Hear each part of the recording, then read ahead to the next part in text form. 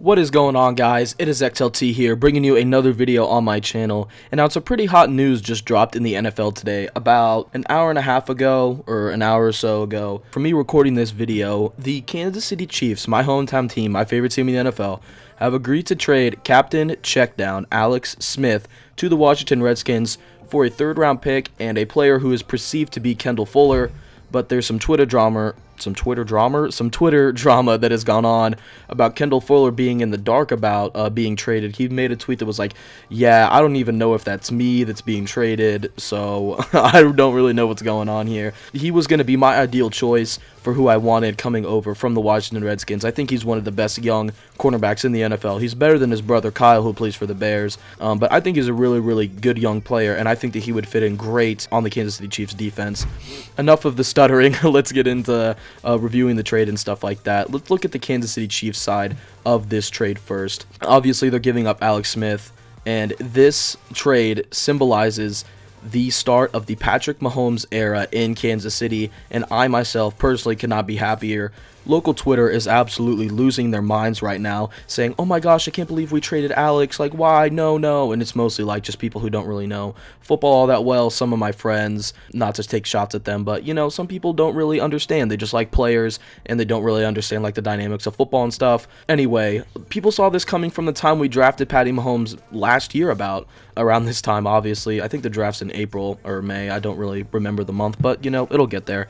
I think that Patty Mahomes could be one of the better quarterbacks in the NFL moving forward, at least in terms of, like, age and stuff like that. I think he's better than Trubisky, better than Kaiser, better than any of the quarterbacks drafted last year. He's up there with Deshaun Watson. People wanted to make a case for Deshaun Watson to win NFL Rookie of the Year this year, which is absolutely insane. The kid only played 9 games. You can't do that. You got to give it to somebody who played the entire season, like Alvin Kamara or a Kareem Hunt, just to give some examples. But anyway, that's not what we're talking about. We're not talking about Rookie of the Years or anything like that. We're talking about this trade. I think if the player is Kendall Fuller that we're getting from the Redskins, we won this trade 100%. I think that Kendall Fuller is one of the better young cornerbacks in the NFL, like I just said like a couple seconds ago. I think he's very talented. I think he's a very good corner. And I was surprised that he slipped all the way to the 3rd round in a couple drafts ago whenever the Redskins took him. But he was a great pick for them. He's been good in the NFL since then. And we really, really need help on our defensive secondary. Eric Berry is only getting older.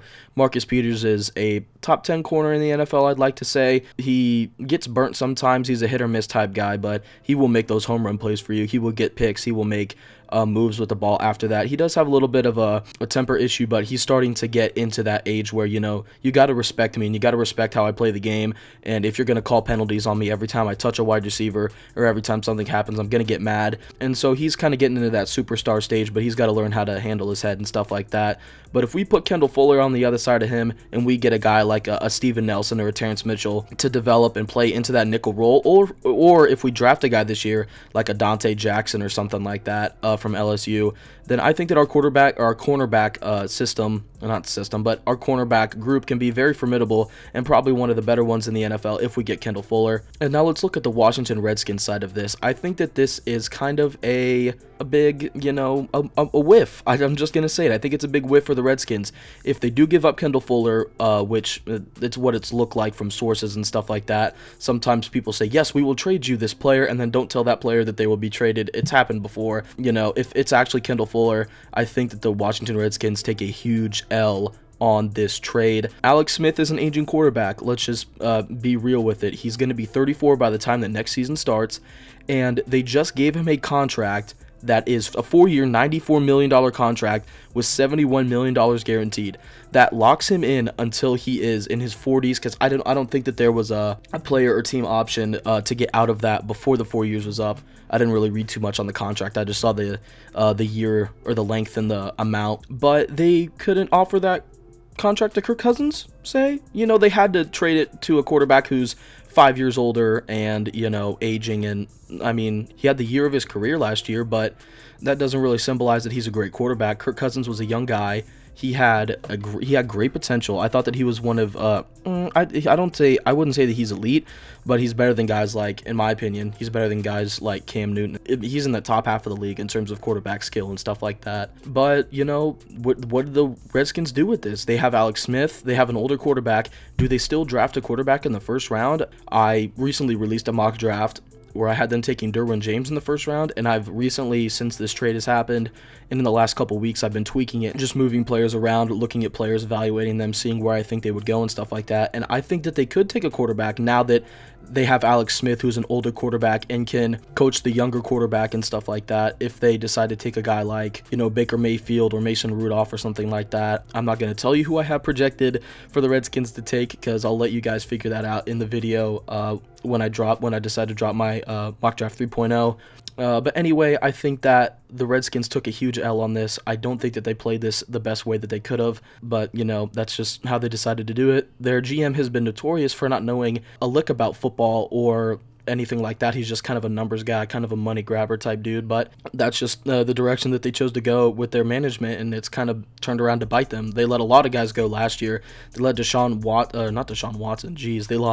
let Deshaun Jackson go, they let Pierre Garçon go, they let a lot of guys on their defense go and stuff like that, but I don't think that they are preparing for the future at all, at least on the defensive side of the ball, which is where they need a lot of help.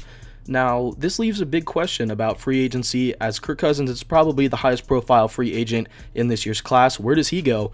The Browns are looking for a quarterback. The Jets are looking for a quarterback. The Broncos, who have been enamored with quarterbacks over the last few years, are still in that position of looking for one.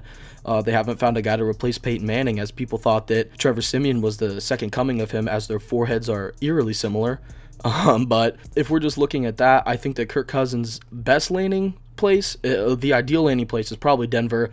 John Elway loves quarterbacks, as he was one, and he's compared a lot of players to himself in his day as being a general manager and head of football operations in Denver. You know, taking Paxton Lynch and Trevor Siemian and Brock Osweiler to learn under each other, I guess, and just perform a quarterback carousel has not been, you know, the greatest of turnouts. It hasn't produced a lot of wins for them in Denver, but, you know, that's what he's decided to do. He did draft Brock Osweiler to learn under Peyton Manning, and he learned absolutely nothing. The quarterback situation since Peyton Manning has been in Denver, since he's actually left, has been a very, very big question mark for them. And I think that going out and getting Kirk Cousins would be a huge, huge win for them. He's only 27, I think. Yeah, I think that's correct. I think he's only 27 years old, so he's still kind of young. At least quarterbacks like to play, they can play until older ages and stuff like that, because it's not a super physical, demanding position like offensive lineman or defensive lineman or anything like that is. But I think if the Denver Broncos can land him, then I don't think that their quarterback need is as great going into the draft, and I think they can afford to take a guy like a Quentin Nelson or a defensive player like a Minkah Fitzpatrick if he's available, stuff like that, you know, to help the overall of their team rather than addressing just one position in the first round. The other place I think he could go is the Browns. I think that John Dorsey is a great general manager. He did a very good job with the Chiefs and rebuilding our franchise, and Andy Reid has obviously done a great job coaching, but the coaches don't have a ton of leeway in drafting and stuff like that, because that's not their job. The front office has scouts and evaluators and stuff like that who evaluate talent, and I think that John Dorsey has drafted great since he's been here, at least in the first couple rounds. Chris Jones was a great pick. Marcus Peters was a great, fantastic pick. I love Marcus Peters. You know, he's just been a very good general manager since he's been here. He also ran the operation back in Green Bay, and I mean, Aaron Rodgers pretty much runs the operation there, but he drafted good pieces to fit around Aaron Rodgers, you know, and I just think that he did a very good job, and I think he's a very underrated general manager. People give Robert Kraft a lot of credit, but he's not typically a great drafter. He's more of a free agent, go-getter type guy, which, you know, says a lot about their team. They go get a lot of guys in free agency and use them in different ways, but we're not here to talk about the Patriots or anything like that. I've gotten very sidetracked this video, but I just go off on tangents sometimes. Anyways, looking at the Browns, I don't think that Kirk Cousins would be in that terrible of a situation. I think the quarterback situation in Cleveland has been the main reason why they've struggled. Their defense isn't terrible, but the scheme that they're running does not benefit any of the players they have on that team. Jabril Peppers is lining up 30 yards off the football, which is absolutely insane in the NFL. And I don't know if that's the scheme or if his D-back coach is telling him to do that or if he's telling himself, but he needs to be within 10 yards of the football, maybe less, like 7, 8, play a money backer type of role, like a Deion Buchanan or a Mark Barron. of sorts. Daniel Sorensen with the Chiefs does it from time to time in their nickel package.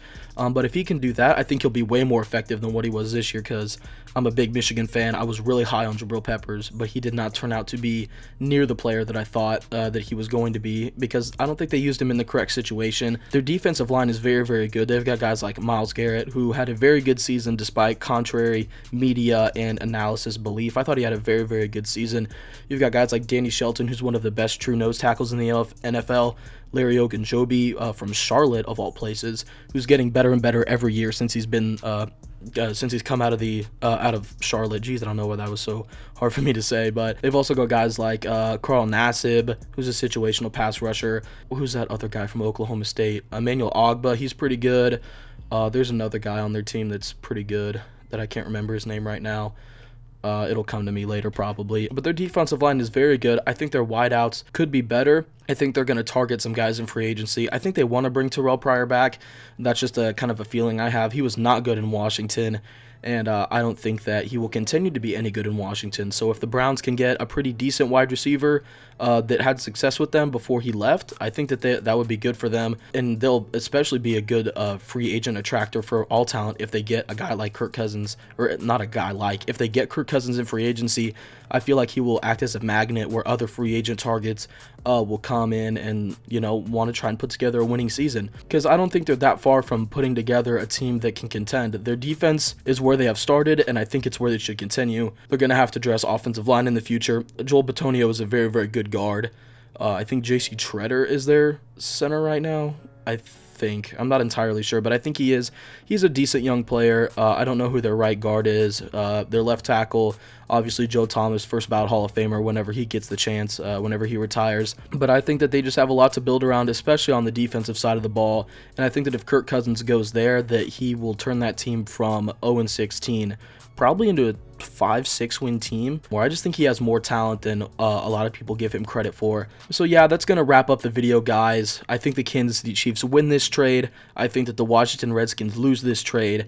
And I think that Kirk Cousins, depending on where he goes in free agency, could have a pretty good year. Just depends on if he goes to the Broncos, the Browns, but it's all going to be up in the air. I'll have a mock draft video out in the next coming days, probably in the next week or two. I've been working on it, scouting some players and stuff like that, so we're just going to see how that goes. But yeah, thanks for stopping by. Leave a like on the video if you enjoyed. Subscribe down below. More content like this coming. If any other big free agent moves happen, I'll be evaluating them, giving you my 2 cents on it. But yeah, this has been XLT signing out.